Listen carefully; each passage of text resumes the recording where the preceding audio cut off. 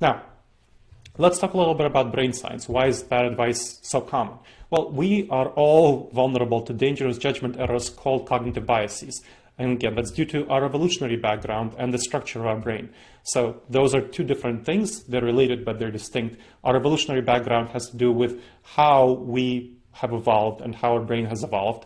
And the structure of our brain has to do with how we process information. Both of those contribute to the cognitive biases, which are the dangerous judgment errors we make, systematic patterns of dangerous judgment errors. Specifically, with regard to the pandemic, the most dangerous thing is how we respond to threats. Now, in the savanna environment, it was very important and valuable for us to have a fight or flight response, which is a major response to threats from the gut reaction, our intuition. It was life-saving for those hunter and gatherers because the risks they faced were immediate, intense in the moment.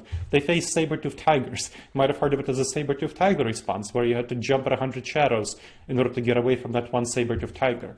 But in today's world, this saber-toothed tiger response is bad because we don't face the same risk. We face long-term risks, uncertain risks. The risks don't come from a saber-toothed tiger physical danger, but much more from notifications from our cell phones. That's the kind of risks we face, and we're not wired to deal with them effectively. There are specifically three cognitive biases I want to highlight here.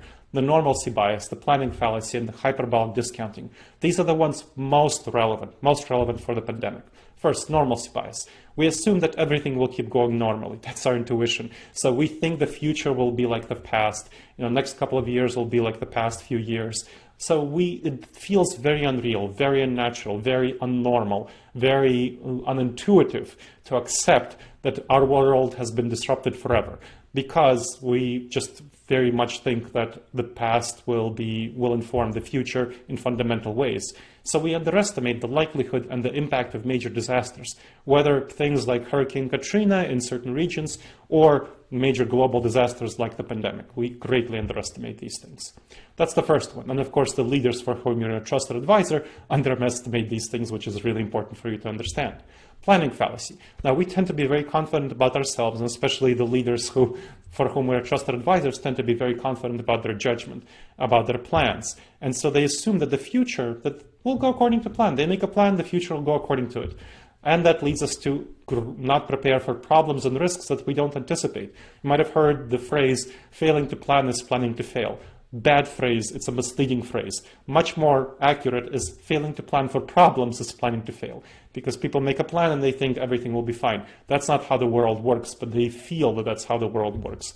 So we underestimate the needed resources to cope with the situation: time, money, information, social capital. I mean, how come the airline companies, which made a huge budget, a huge killing for the last decade, have now need to be bailed out? Well, they gave back this money through buybacks for shareholders, didn't have a cash cushion, so they are in a lot of trouble. Whereas a number of smarter companies developed a cash cushion and now are able to be very effective in the marketplace at taking advantage of other companies that are kind of screwed. So you need to help your leaders address this, for whom you're a trusted advisor.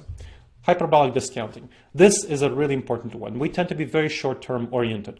Our gut reactions at least are. Because in the savanna environment, you killed a mammoth, you couldn't freeze the meat, and you couldn't really invest in your professional development. What, are you going to become a better axe chipper? This is not something that we are intuitively prepared for, intuitively, to accept that the long-term future is really important. So we are very short-term oriented. This short-termism greatly hinders us in preparation for slow-moving train wrecks like the pandemic.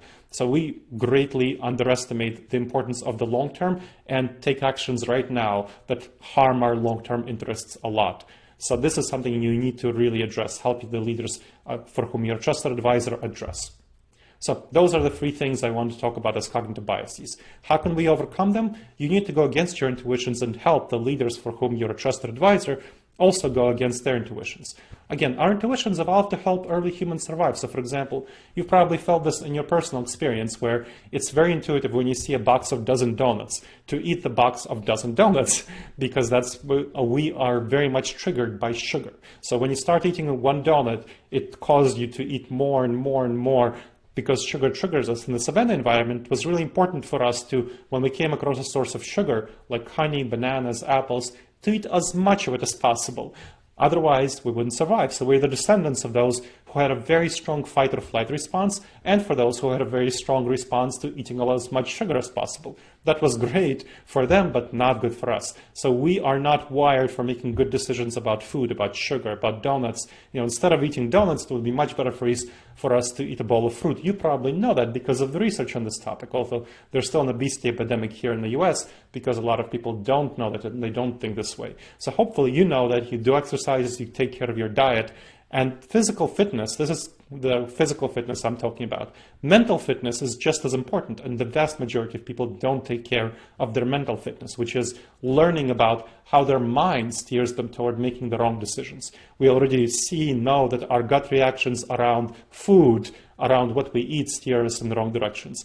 Our gut reactions around business decision making also steer us very much in the wrong directions unless we deliberately develop healthy habits like choosing fruit over choosing donuts.